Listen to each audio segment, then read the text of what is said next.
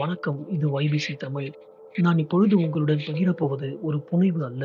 இது இந்திய தேசத்தையே உலுக்கிய மிக கொடூரமான ஒரு உண்மையான தொடர் கொலை வழக்கு ஆகும்.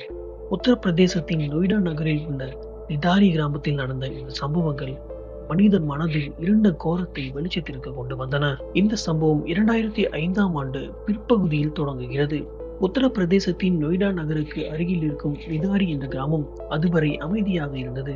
ஆனால் திடீரென அங்கு ஒரு பேரச்சம் சூழ்ந்தது. அந்த கிராமத்தைச் சேர்ந்த குழந்தைகள் அடுத்தடுத்து காணாமல் போக ஆரம்பித்தனர். முதலில் பெற்றோர்கள் தங்கள் பிள்ளைகள் எங்கேயாவது விளையாடச் சென்றிருக்கலாம் அல்லது உறவினர் வீடுகளுக்கு போயிருக்கலாம் என்று நினைத்தனர்.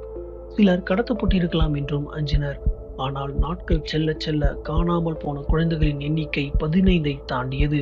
சிறுமிகள், சிறுவர்கள், இளம் பெண்கள் என பலரும் மாயமாக தொடங்கினர். இதனை அடுத்து கதி கலங்கி போன பெற்றோர்கள் காவல் நிலையங்களில் புகார் அளித்தனர். ஆனால் ஆரம்பத்தில் காவல்துறையினர் இந்த காணாமல் போன வழக்குகளை தனித்தனி சம்பவங்களாகவே பார்த்தனர். முறையாக விசாரணை நடத்தப்படவில்லை என்ற பெரிய குற்றச்சாட்டு மக்கள் மத்தியில் எழுந்தது.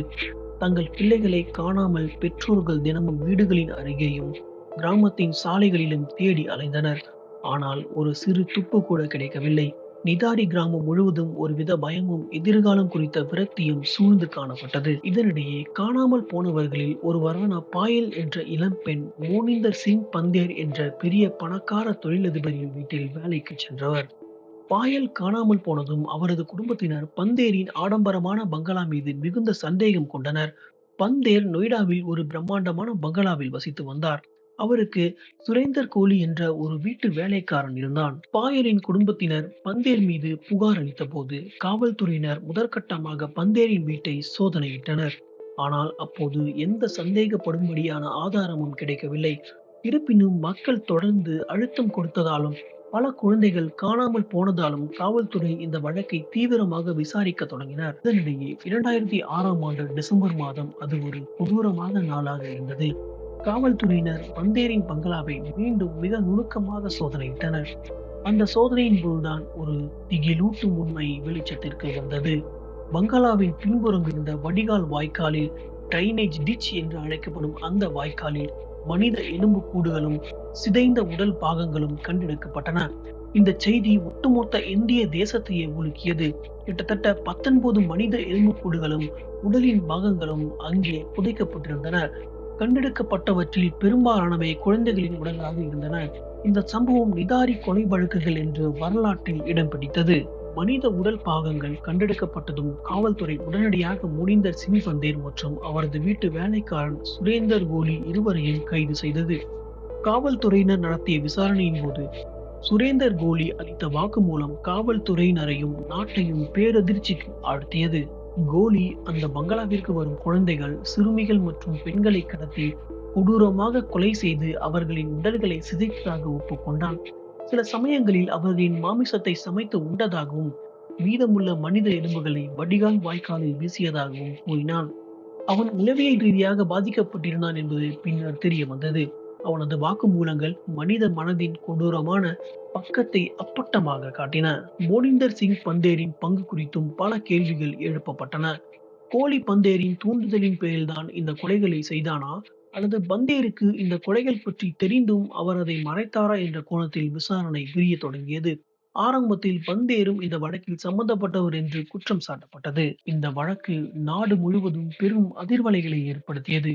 காணாமல் போன மற்றும் கொலை செய்யப்பட்ட குழந்தைகளின் குடும்பங்கள் நீதி கேட்டு ஓயாமல் போராடத் தொடங்கினர். ஊடகங்கள் இந்த வழக்கை முக்கிய செய்திகளாக வெளியிட்டு நாளின் ஒவ்வொரு நகர்வையும் மக்களிடம் கொண்டு சென்றன. பொதுமக்களின் கோபம் மற்றும் அழுத்தம் காரணமாக வழக்கு மத்திய புலனாய்வு துறைக்கு CBI-இடம் மாற்றப்பட்டது. CBI இந்த வழக்கை மிக தீவிரமாக விசாரிக்க தொடங்கியது. பல ஆண்டுகள் நீடித்த இந்த வழக்கின் விசாரணை மற்றும் நீதிமன்ற நடவடிக்கைகள் மிகுந்த சிக்கலானவையாக இருந்தன. பந்தேர் மற்றும் கோலி மீது பல கொலை குற்றச்சாட்டுகள் பதிவு செய்யப்பட்டன. நிதாரி கொலை வழக்கில் பந்தேரின் வேலைக்காரனான கோலி மீது பல கொலை குற்றச்சாட்டுகள் உறுதி செய்யப்பட்டன. பல வழக்குகளில் அவர் குற்றவாளி என்று நிரூபிக்கப்பட்டு மரண தண்டனை விதிக்கப்பட்டது. இந்த தண்டனை பின்னர் சில வழக்குகளில் ஆயுள் தண்டனையாக மாற்றப்பட்டது. ஆனால் பல வழக்குகளில் அவனது மரண தண்டனை உச்சநீதிமன்றத்தால் உறுதி செய்யப்பட்டது. அவன் இன்றும் சிறையிலேயே தன் தண்டனையை அனுபவித்துக் கொண்டிருக்கிறான். பந்தேர் மீதும் ஆரம்பத்தில் கொலை, கடத்தல் போன்ற குற்றச்சாட்டுகள் பதிவு செய்யப்பட்டன. சில வழக்குகளில் அவர் குற்றவாளி என்று கீழ் நீதிமன்றத்தால் தீர்ப்பளிக்கப்பட்டாலும், பின்னர் மேல்முறையீடுகளில் உயர்நீதிமன்றங்களால் விடுவிக்கப்பட்டார்.